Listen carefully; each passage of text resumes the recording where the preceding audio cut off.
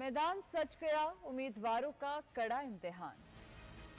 लाहौर के हल्का N 133 में ज़िमनी इंतखाबी दंगल जारी है, जहां वोटर्स अपने उम्मीदवार को जितवाने के लिए पोलिंग स्टेशंस का रुख कर रहे हैं। वहीं सियासी कारकुन भी पुरजोश हैं। पोलिंग का आगाज सुबह 8 बजे हुआ। घरों से सुबह सवेरे निकलने वाले सियासी कारकुनान के लिए गर्मा गर्म नाश्ते का भी एहतमाम किया गया। पीपल्स पार्टी के जयाले और नून लीग के मतवाले अपने अपने उम्मीदवारों की कामयाबी के लिए पुरअज़्म दिखाई देते हैं। नौजवान जहां इस गहमा गहमी में पेश हैं, वहीं बुजुर्ग शहरी भी किसी से कम नहीं। 90 साल खातून वोटर भी वोट कास्ट करने पोलिंग स्टेशन पहुंच गई। वोट किन्नू पाना जे?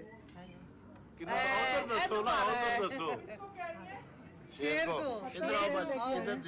शेर नू देना।